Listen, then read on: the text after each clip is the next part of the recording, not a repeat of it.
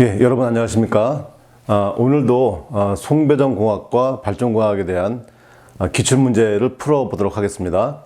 먼저 송배전공학 오늘은 15강-1번이 되겠습니다. 우리 교재를 보면 8장 안정도에 해당되는 문제가 되겠죠. 자, 먼저 첫 번째 문제로 보겠습니다.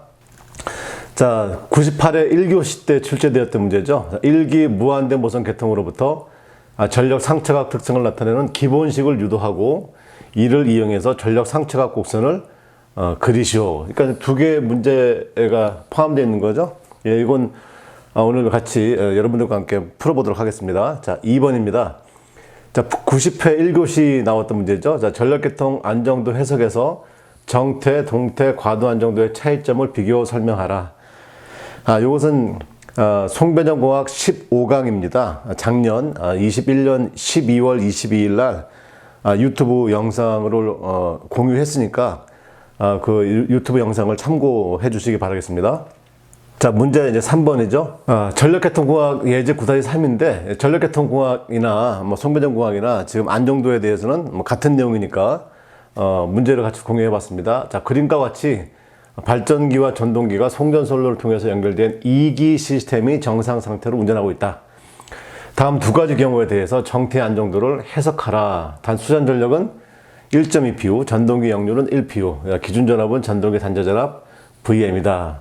그래서 송전선로가 평행 2회선인 경우, 그다음에 송전선로가 1회선인 경우에 대해서 각각 안정도 판별을 하라 이렇게 했습니다. 자, 이랬을 때 이 정태 안정도 판별은 무엇을 가지고 한다고 했습니까?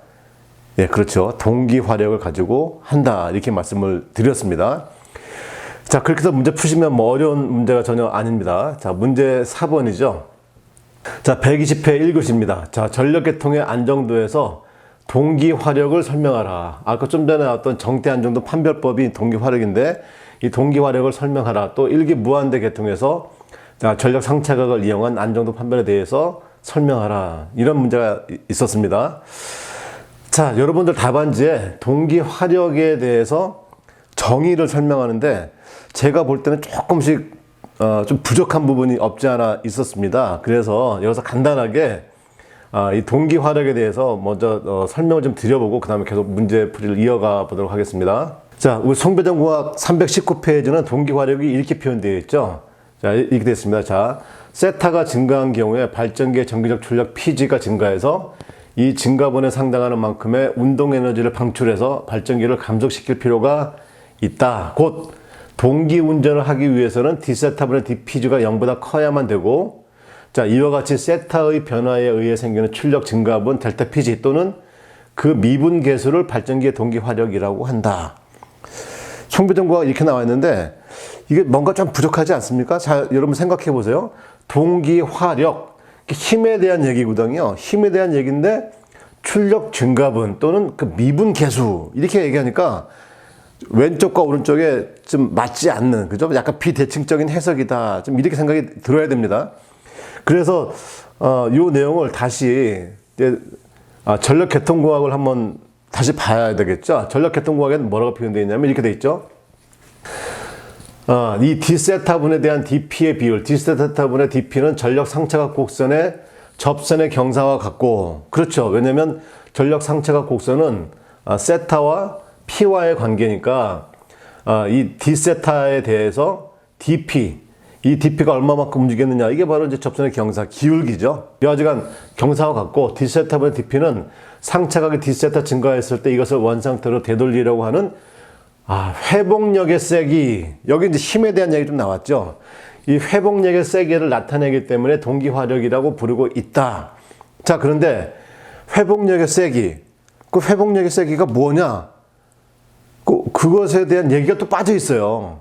그러니까 자, 제가 드리고자 하는 얘기는 뭐냐면 여러분들 답안지에는 지금 동기 화력이 무엇입니까? 라고 하면 자, 출력 증가분, 그 다음에 미분 계수 D세타분 DPG를 동기 화력이라고 쓴다 라고 하는 게 답안지에 있지만 그것 갖고 부족하다 이런 말이에요. 그래서 동기 화력이라고 하는 회복력의 세기를 나타낸다. 회복력의 세기? 그게 무슨 힘하고 무슨 상관될까? 또 이렇게 생각할 수도 있단 말이죠. 그래서 좀 더 완벽한 정의는 뭘까요? 완벽한 정의는 우리 책에는 이렇게 되어 있죠. 동기기가 동기화, 60Hz 동기 주파수죠. 동기화를 유지하는 힘이다. 근데 그것도 약간 부족하긴 해. 그래서 이렇게 정리를 합시다. 어떻게 하냐면, 자, D세타분 DP는 상차각이 D세타 증가하였을 때 이것을 원상태로 되돌리려고 하는 회복력의 세기를 나타내고, 그 회복력이라고 하는 근원이 어디냐 이 말이죠. 회복력이라고 하는 그 근원이 어디라고 했습니까? 제가 수업 시간에. 그게 바로 회전체의 관성력이죠. 회전체이기 때문에 회전체만이 가질 수 있는 회전 관성 에너지, 그 관성력이 바로 이 동기화력의 원천이 되는 거죠. 그래서 자, 이렇게 정리하는 거죠. 자, 이것을 원상태로 되돌리려고 하는 회복력의 세기 가로 열고 회전체의 관성 에너지 가로 닫고를 동기화력이라고 한다. 이렇게 하면은 완벽하게 정리가 된다. 이렇게 볼 수 있겠죠? 예, 그렇게 정리하는 걸로 합시다. 자, 그 다음에 여기서 보면은 우리 이제 계통공학에서 한 단계 더 나갔습니다. 자, D세타분의 DP가 XD분의 XE에 E1, E2 이렇게 했는데 여기서의 E1은 뭐가 되는 겁니까? EF죠. 기전력의 전압비를 얘기하는 거고 E2는 일기 무한대 모선에서의 부하 측의 전압이죠. 그러니까 일기 무한대 모선의 정의에 의해서 E2는 부하가 증가하더라도 E2의 크기나 위상이 변할 수 없고, 그 다음에 E1도 일정하다고 얘기했으니까 결국 이것은 일정할 수밖에 없는 겁니다. 그래서 그것에 대한 D세타분 DP도 일정한데 이것을 어떻게 변화했냐면 우리 전력계통공학에서는 이렇게 변화를 시켰습니다. 즉 D세타분의 DP였던 세타를 1로 옮겨놨죠. 그렇게 되니까 어떻게 돼? DP가 D세타와의 관계가 되는 거죠. 예. 그러니까 세타가 변화하면 발전기 출력도 변화합니다. 근데 그 변화의 상수가 뭐냐? 그게 바로 요걸 변화의 상수다 보는 거죠. 그래서 여기서는 어떻게 되냐? PS의 델타 세트다 이렇게 했어요. 그래서 이 PS를 하나의 계수로 보는 거죠. 그래서 우리 책에는 이것을 동기화 계수다 이렇게도 정의를 했고, 결국 이 동기화 계수는 결국 뭐가 되는 겁니까? 동기화력이다. 그래서 동기화 계수와 동기화력을 같은 개념으로 설명을 했습니다. 내용은 같다. 예, 그렇게 좀 이해를 하시면 될 것 같습니다. 자, 그래서 이제 계속 문제풀이 더 보겠습니다. 자, 문제 5번입니다. 자, 108회 2교시였는데 다음 그림에 보인 계통에서 1선지락, 2선지락, 2선 단락 사고 발생했을 경우에 각각의 등가 정상 고장 임피던스를 구하시오. 이거는 뭐 여러분들 매우 다 잘 푸셨어요.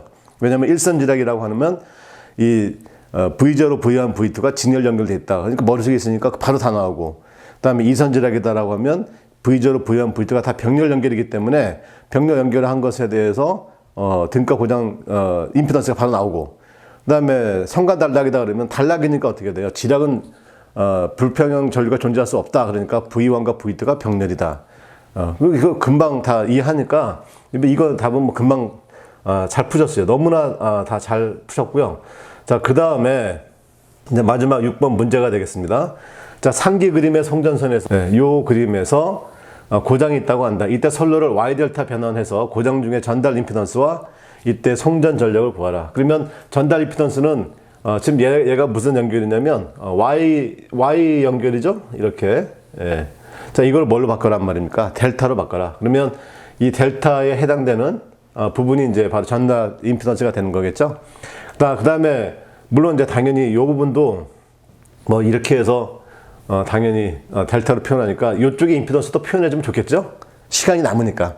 네, 그래서 전달 임피던스도 뿐만 아니고 이 A측에서의 임피던스, B측의 임피던스도 같이 표현해주면 아주 우수한 답안지가 되겠다. 뭐 이런 얘기입니다. 그래서 그거에 따라서 이제 송전 전력도 당연히 전달 임피던스에 의해서 나오겠죠. 예, 이렇게 해서 문제를 간단히 봤고요. 아까 우리 1번 문제, 무한대 모선 계통으로부터 전력 상차각 특성 나타내는 기본식 유도, 그 다음에 상차각 곡선을 한번 그리는 것에 대해서 여러분의 답안지를 보도록 하겠습니다. 예. 자, 여러분, 답안지 보기 전에, 몇 가지만 간단하게 설명을 좀 드리도록 하겠습니다.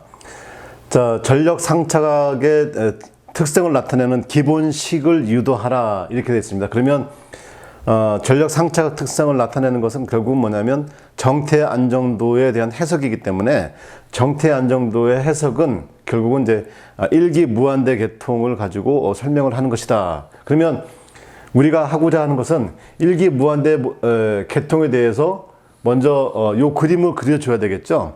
이 그림을 그릴 때 여러분들 대부분 여기만 그려놨어요. 여기만 그려놨는데 우리 교재처럼 안정도 계산의 대상 범위, 그 다음에 전력 원선도의 대상 범위를 명확하게 표현하는 이 그림을 따라 그려줘야 될 것 같습니다. 자, 그 다음에 자, 일기 무한대 계통이다 라고 하면 일기 무한대 모선에 대해서 간략하게 설명을 해줘야 되겠죠. 그래서 일기 무한대 모선이란 이렇게 해서 몇 가지 적어줘야 될 것 같습니다. 여러분 이제 기억하시겠지만 항상 여기에 키워드가 뭐라고 했습니까? 이 모선의 임피던스는 제로다. 그래서 모선의 임피던스가 제로이기 때문에 부하가 아무리 크게 늘어난다 하더라도 부하에 의한 임피던스의 전압 강화가 없죠. 그래서 모선의 전압의 크기와 위상각의 변화가 존재할 수가 없고, 그 다음에 극히 큰 관성 정수를 가진 용량 무한대인 모선이다 라고 하기 때문에 역시 여기서의 전압 변동도 없고, 그 다음에 관성 정수가 매우 큰 용량 무한대니까 어떻게 돼요? 아무리 부하가 늘어난다 하더라도 여기에 전압은 항상 일정할 수밖에 없다라고 하는데 그 전제 조건을 가지고 그 다음에 이제 벡터도를 또 표현해 줘야 되겠죠? 벡터도를 표현을 해서 이 벡터도를 가지고 뭐를 식을 유도를 해야 되겠죠? 예. 그러면 식이라고 하는 것은 뭐 어렵지 않죠? 자, 우리는 이제 여기서 보면 ER, I의 코사인 파이다 이렇게 된 거죠? 여기서 그래서 여기 X와 XG로 위아래를 곱하고 나눠준다. 그렇죠? I의 XG와 X 이렇게 곱해서 나눠주면 결국 뭐가 된다? 요 자체가 요 높이가 된다 이런 말이죠. 요 높이가 됩니다. 그래서 ER이라고 하는 것은 요 밑변, 그 다음에 I의 XG, X의 코사인 세타는 요 높이가 되니까 결국 이것은 ORG라고 하는 삼각형의 면적의 2배가 된다. 그렇죠? 그래서 그 삼각형 면적의 2배가 된다. 네, 이렇게 표현할 수 있다. 이렇게 얘기했었습니다. 그 다음에 이 삼각형을 이렇게도 표현할 수 있지만 또 어떻게 돼? 요 밑변을 기본으로 보면 요 높이, 그죠? 요 수직 높이니까 여기가 그래서 OG, EF에 대해서 OR의 사인 세타. 그래서 그렇게도 면적을 표현해서 우리가 알고 있는 그 계산식을 아주 간단하게 표현할 수 있다. 그래서 이것을 이렇게 복잡하게 유도할 필요는 없습니다. 여기서 핵심은 아까 일기 무한대 모선의 계통에 대한 계통도를 그리고 그 다음에 이 계통도를 가지고 벡터도를 그린 다음에 벡터도에서 이 식에 의해서 몇 단계 간단하게 하고 그 다음에 최종적으로 이러이러한 식이 나왔다라고 이제 결론 내면 되는 거죠. 자, 그렇고 자 이제 나온 식에서 상차각 곡선을 그려야 되는 거죠. 상차각 곡선을 그때 이제 여기서는 물론 이제 E1이 아니고 EF가 되겠죠. EF 그다음에 여기 이제 ER 이렇게 되겠습니다. 그래서 XD 그다음에 XG 여기서 보면 라지 X 이렇게 되겠죠. 라지 X 이건 전력계통공학 책에서 가져와서 이랬습니다. 여튼 내용은 똑같은 내용이니까. 자, 이렇게 됐을 때 이 X 값 변하지 않고 EF, ER은 다 변하지 않는다고 했습니다. 자, 변하지 않는다고 했으니까 이 값은 뭐가 되는 겁니까? 하나의 이제 픽스가 되는 것이고 이 자체가 최대값이 되는 거죠. 그래서 PM이다. 그래서 어떻게 PM의 사인 세타의 변화를 벌이는 것이다. 결국 PM 사인 세타의 변화를 하는 거니까 결국 이 사인 세타 90도에 의한 전력 상차각 곡선이 나오는 것이다. 이렇게 얘기를 할 수가 있겠죠. 예, 그래서 이렇게 정리를 해주시면 아주 좋은 답안지가 됩니다. 자, 간단하게 여러분들 답안지를 보도록 하겠습니다. 지금 대부분 다 이렇게 그렸죠. 무한대 모선 계통의 모델링에서 이렇게만 그렸습니다. 그러니까 이렇게 그러니까 아까 얘기했던 전력 원선도의 대상 범위, 그 다음에 우리가 안정도의 대상 범위가 빠져 있죠. 근데 그 내용이 들어가지면 더 완벽한 답이 될 수밖에 없고요. 그 다음에 여기도 유도를 아주 간단하게 했죠. 이런 식으로 아주 간단하게 하시면 됩니다. 그 다음에 전력 상차각 곡선 했고, 그 다음에 전력 상차각 곡선과 정대안전 극한 전력에서의 어떤 연관성, 아주 간단하게 표현을 아주 잘 해 주셨습니다. 자, 두 번째도 보면 이건 바로 벡터도만 들어오죠. 이런 거는 좀 한계가 있고, 그다음에 식을 유도를 너무 많이 했어요. 이게 아주 간단하게 이런 걸 해도 관계없다 이렇게 말씀드렸죠. 자, 그 다음에 이분은 이제 이 X의 값에 대한 변화에 대해서 이제 주로 이제 방점을 찍으신 거죠. 그러니까 역시 이것도 이 전력 원선도는 어디서부터 어디까지고, 그 다음에 안정도의 범위는 고찰 범위는 어디다라고 하는 것들이 좀 정확하게 좀 표현이 되어야 되겠죠. 그 부분이 좀 누락이 됐고, 그 다음에 무한대 모선에 대한 정의도 좀 빠져 있습니다. 기본식 유도에만 이렇게 많이 신경 쓰셨는데, 이게 크게 이거는 뭐 이렇게 어려운 사항이 아니니까 간단하게 정리하면 되는 것이고요. 그 다음에 세타 변화에 대한 기계적 입력, 일정할 때의 부하 증가, 부하 감소에 따라서 어떻게 변화하느냐. 이제 이 부분에 방점을 찍으신 거죠, 이분은. 이것도 내용이 좋습니다. 잘 하셨고요. 그 다음에 역시 다 마찬가지죠. 지금 보니까 무한대 모선의 정의만 하고, 우리가 지금 고찰하고자 하는 안정도는 어디서부터 어디까지다라고 하는 내용이 먼저 전제를 깔아줘야 되는데, 그 내용이 지금 없어서 제가 계속 똑같은 내용을 설명을 하고 있는 겁니다. 예, 이것도 뭐 무난한 답안지가 되겠고요.